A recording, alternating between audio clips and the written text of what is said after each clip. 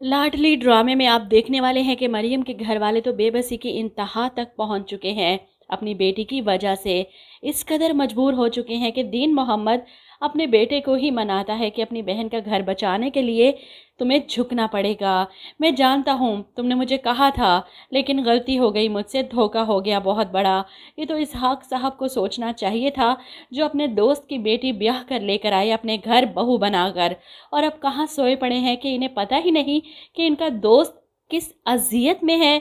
इनके घर की बहू इतने दिन हो गए घर वापस नहीं आई, नाजो की बेवकूफ़ाना शर्त की वजह से।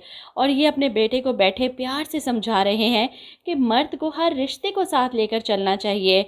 अपनी बेटी को तो खुली छूट दे रखी है, जो मर्जी करती फिरे, और बेटे को समझाते हैं, लेकिन इस नामर्द को अभी भी ये बात समझ नहीं आ रही है। ऐसी भी क्या बहन की मोहब्बत के किसी और की बहन को इतनी अजियत दी जाए। ये सब आंसू, ये सारी अजियतें पलट कर नाजो की तरफ ही आएंगी, और तब उमर को अंदाज़ा होगा वो किस कदर गलत था। अभी तो मरियम के इस घर में वापसी के बाद इसके तेवर देखने वाले थे। मेरा तो यही ख्याल था कि मरियम को कभी वापस आना ही नहीं चाहिए था। इसकी इज्जत तो पहले ही इस घर में नहीं थी, अब और भी ज़्यादा गिर जाएगी अपने भाई से माफ़ी मंगवा कर।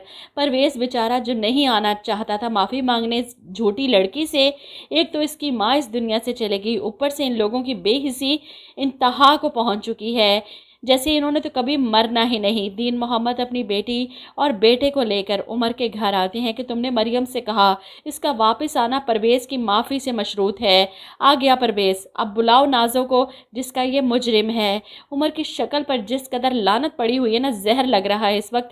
नामर्द कहीं का परवेज़ को देखकर ऐसे गुस्से से तपा बैठा है जैसे परवेज़ ने इसकी बहन को गोली ही मार दी हो। वैसे कमेंट्स पढ़कर मुझे अंदाज़ा हो रहा है किसी न किसी घर में इस उमर जैसे मर्द भी होते हैं जो माँ बहनों के इशारों पर चलकर बीवी की हक तलफी करते हैं, इसके घर वालों को निचले दर्जे की मखलूक समझते हैं, और बीवी से तवक्को करते हैं कि वो इसके घर वालों की, इसकी माँ बहन की इज्जत में कोई कमी ना आने दे। आप लोग क्या कहते हैं इस बारे में? कमेंट करके ज़रूर बताइएगा।